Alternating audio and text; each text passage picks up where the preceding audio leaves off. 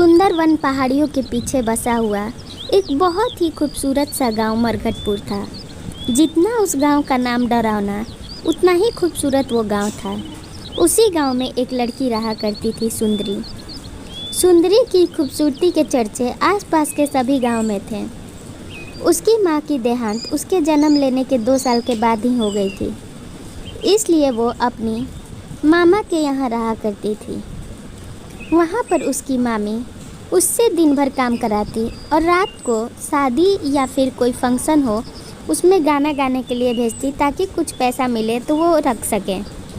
सुंदरी के पास बहुत ही अच्छा गला था, जिससे कि वो गाना गाया करती और कुछ पैसे लाके अपनी मामी को दिया करती थी। एक दिन उसकी मामी रोने लगती। अपनी मामी को रोता देख सुंदरी तुरंत पूछती कि मामी आप रो क्यों रही हैं। तभी उसकी मामी जवाब देती, बेटा सुबह से तबीयत खराब है और मेरे पास पैसे नहीं कि मैं दवा लूँ। ये बात सुन सुंदरी चकित रह जाती और अपने मामी से कहती, आपको रोने की ज़रूरत नहीं है मामी जी, मैं जब तक हूँ। पास के गांव में एक शादी है, जाती हूँ, देखती हूँ अगर वहाँ कुछ काम मिल जाए और फिर मैं वहाँ से कुछ पैसे लाऊंगी तो आपकी मदद करूँगी। वो तुरंत सुंदरी से कहती है, ठीक है, हो सके तो पैसे और दवा लेके आना। सुंदरी वहाँ से निकल जाती। बाहर बहुत तेज़ बारिश स्टार्ट हो चुकी थी और सुंदरी रात में सज धज के और इत्र लगा के निकली हुई थी। उसे नहीं पता था कि उसका पाला एक जिन से पड़ने वाला है। जिन जो चिड़िया के रूप में उसके सामने एक जाले में फंसा हुआ आता है।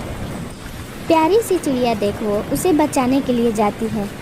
तभी वो एक बड़ी सी चिड़िया का रूप लेती और कहती, तुम कौन हो और मेरी मदद क्यों करना चाहती थी?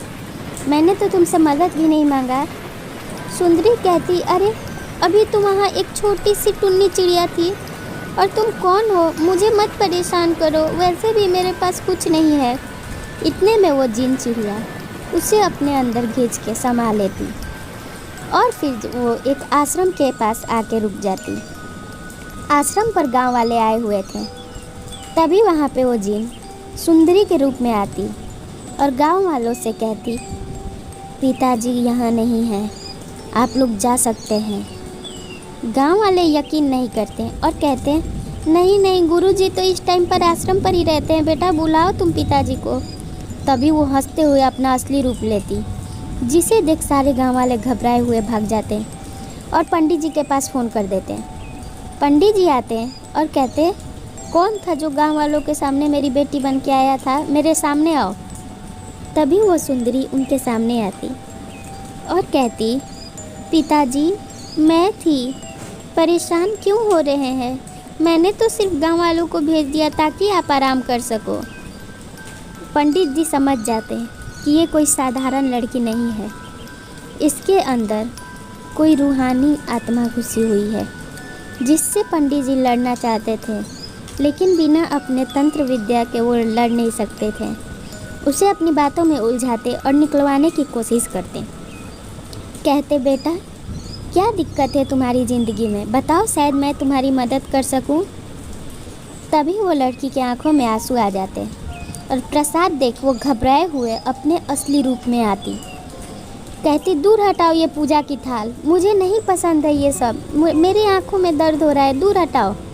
पंडित जी कहते, मुझे पहले ही पता चल गया था कि तुम कोई लड़की नहीं हो, मैं तुम्हारा चेहरा देख पाया था। अब तुम मुझे बताओ मैं तुम्हारी मदद क्या कर सकता हूँ। तभी वो चिड़िया हंसते हुए कहती है, मुझे कोई शिकार चाहिए और बदला चाहिए। पंडित जी कहते हैं, ठीक है, तुम अभी छिप जाओ, गांव वाले आ रहे हैं। गांव वाले जब वहाँ आते हैं, पंडित जी सोने का नाटक करते हैं और जिन को वहीं छिपा देते।